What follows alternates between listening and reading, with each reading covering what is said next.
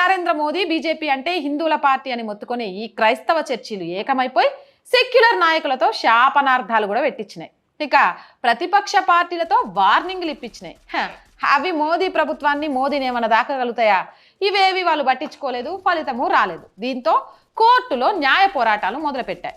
ఇక కింది కోర్టు కాకపోతే ఆపై జిల్లా కోర్టు, ఆ తర్వాత హైకోర్టు, చివరికి సుప్రీంకోర్టు దాకా న్యాయ పోరాటం నడిపించాయి. మిషనరీ స్కూల్స్లో పాస్టర్లు నన్ను చేస్తుంది సేవ మాత్రమేనని, అది ఆదాయం కిందికి రాదంటూ వాదనలు వినిపించాయి. మిషనరీ స్కూల్స్లో ఏందయ్యా మీరు చేసే సేవ? పాస్టర్ ప్రార్థన వినిపించడమా? స్కూల్కి వచ్చే పిల్లల్ని బొట్టు పెట్టుకోవద్దనడమా? లేకపోతే గాజులు వేసుకోవద్దనడమా? ఫీజులు తక్కువ, ఇంగ్లీష్ బాగా మాట్లాడతామనే దానితోటి సనాతన ధర్మం మీద దాడి చేయడమా? ఎప్పుడైనా ఎక్కడైనా వరదలు వచ్చినప్పుడు పోయి ఏమన్నా సేవ చేసిండ్రా?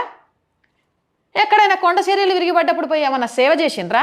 మీరు ఏం సేవ చేసిండ్రని పన్ను కట్టించుకోవద్దు. ఇదే